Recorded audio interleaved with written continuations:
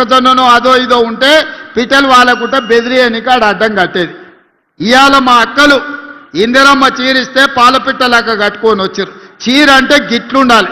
తమ్ముడు సార పెడితే ఆ చీర కట్టుకొని అక్కలందరూ ఇవాళ ఆశీర్వదించడానికి వచ్చిండ్రు. నేను ఒక్కటే మాట చెప్పదలుచుకున్న, సవాలు విసిరదలుచుకున్నా. మేం రేషన్ కార్డులు ఇచ్చినోళ్ళు, మేం సన్నబియ్యం ఇచ్చినోళ్ళు, మా అక్కలు ఇవాళ ఆర్టీసీ బస్సులో రాష్ట్రమంతా ఉచితంగా ప్రయాణం చేస్తున్నారు.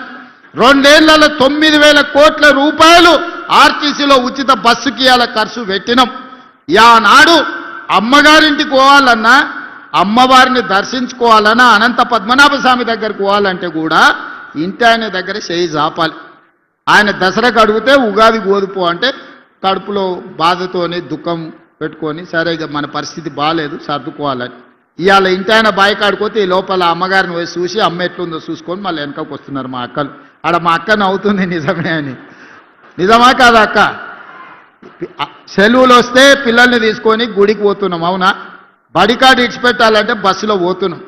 ఎప్పుడన్నా ఎవరైనా రూపాయి అడిగినరా? పథకం మొదలుపెట్టినాడే నన్ను కొంతమంది మా ఆడబిడ్డలు అడిగినారు, అయ్యా మరి మమ్మల్ని బస్ కిరాయి అడిగితే ఏం చేయాలని. ఏం లేదక్క, నా ఫోటో జేబులో పెట్టుకొని మా తమ్ముడు పట్నంలో ఉంటాడు, పోయి కిరాయి పైసలు తెచ్చుకోపోండి అని చూపియమని చెప్పిన. 2 ఏళ్లలో ఎప్పుడన్నా ఎవరైనా రూపాయి అడిగినరా అక్క? ఉచితంగా ప్రయాణం చేస్తలేరు.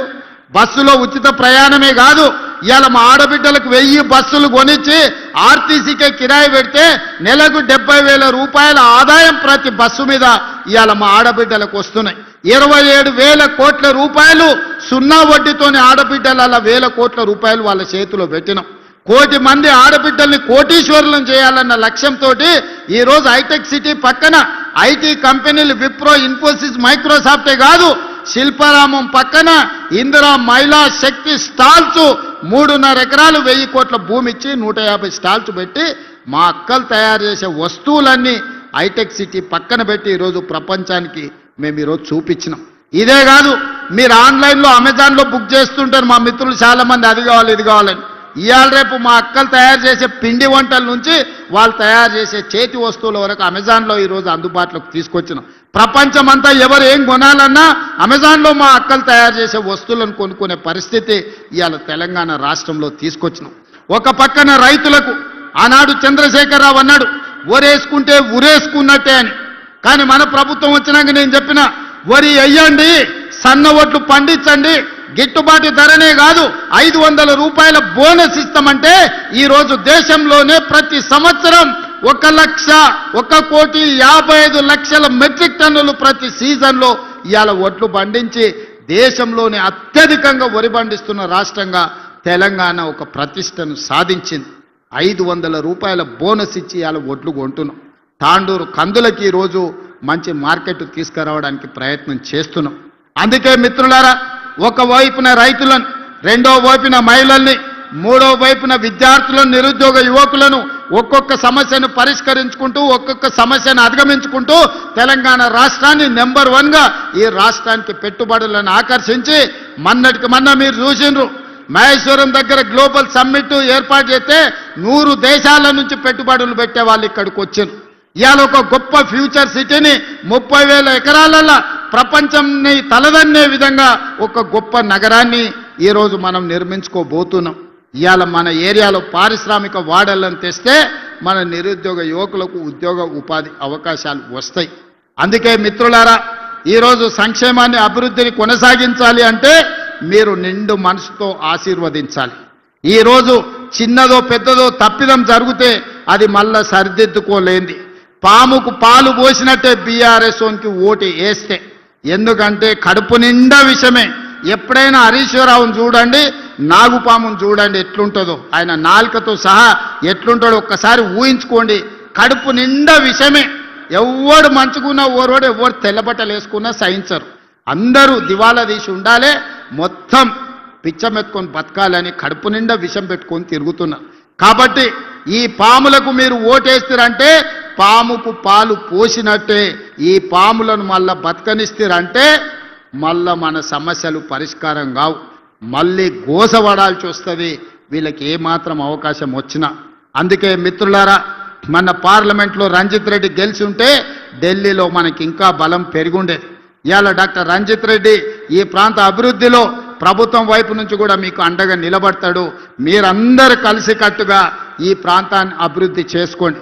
మున్సిపాలిటీలలో ప్రతి మున్సిపాలిటీలో ప్రత్యేకమైన అభివృద్ధి కార్యక్రమాలను తీసుకొని రంజిత్ రెడ్డి గారిని ప్రత్యేకమైన బాధ్యత ఇచ్చి మున్సిపల్ మంత్రిగా వారిని పెట్టి ఈ చేవెళ్ల పార్లమెంటు నియోజకవర్గంలో ఉన్న ప్రతి మున్సిపాలిటీకి ప్రత్యేకమైన నిధులు ఇస్తా, మాజీ పార్లమెంట్ సభ్యునికి బాధ్యత ఇస్తా, ఎన్ని నిధులు కావాలన్నా ఇచ్చే బాధ్యత నాది. పని చేయించుకునే పని మీది. గెలిపించుకోండి, మీరు నిధులు సాధించుకోండి. మీరు గాడిదకు గడ్డేసి గోవుకు పాలు విండుతామంటే కుదరదయ్యా. నేనైతే ఇక ఉన్నది ఉన్నట్టు చెప్పదలుచుకున్నా. మీరు గాడిదలకు గడ్డేస్తే అవి తిని బాగా బలుస్తాయి, వెనక పోతే తంతాయి, ముందరికి వస్తే పొడుస్తాయి. మీరు గోవు దగ్గరకు పోయి పాలు విండనికి పోతే రావు. అందుకే ఇవాళ గోవు లాంటి కాంగ్రెస్ పార్టీని గెలిపించుకోండి. ఇదే మన పేదోళ్ళ పార్టీ, మన పేదలకు మర్యాద. ఓ పూట పని అయినా కాకపోయినా పోతే పలకరిస్తారు, మర్యాద ఇస్తారు, కూసబెడతారు, ఏంది సమస్య అని అడుగుతారు. గతానికి ఇవాళకున్న తేడా మీరు ఆలోచన చెయ్యండి. గతంలో ఎప్పుడు ఏ పోలీసోడు వస్తాడో తెలియదు, ఎవ్వరు ఫోన్లో మాట్లాడుకోవాలన్న గతంలో భయం ఉండే. ఈడున్న యువకులని చెప్పుండ్రి, ఫోన్లలో మాట్లాడుకునే స్వేచ్ఛనాన్ని ఉండేనా గతంలో?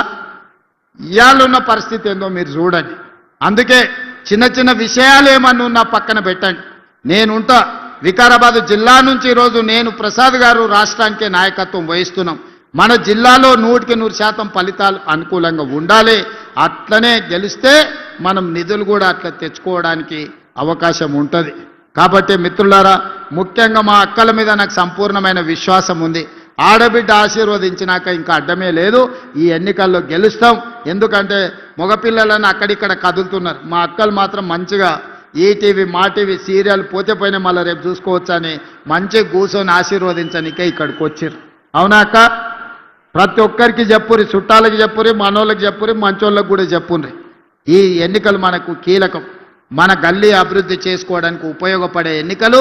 ఇది మన కాలనీ అభివృద్ధి కోసం చేసుకుంటున్న ఎన్నికలు. కాబట్టి మీ అందరూ సంపూర్ణంగా సహకరించండి. మనందరం కలిసికట్టుగా మన ప్రాంతాన్ని అభివృద్ధి చేసుకుందామని మీ అందరికీ విజ్ఞప్తి చేస్తూ మీ అందరి దగ్గర సెలవు తీసుకుంటున్నా. అన్నిటికన్నీ గెలిపిస్తారు కదా? గెలిపిస్తారా? గెలిపిస్తామంటే గట్టిగా చప్పట్లు కొట్టండి, గట్టిగా కొట్టండి. వేదిక మీద ఉన్నోళ్ళు కూడా కొట్టాలి. వీళ్ళకేం మినహాయింపు లేదు. అందరు చేయి పైకెత్తండి, చేయి పైకెత్తి పిడికిలు బిగించండి. అక్క అందరూ జై కాంగ్రెస్, జై జై కాంగ్రెస్, హస్తం గుర్తుకే.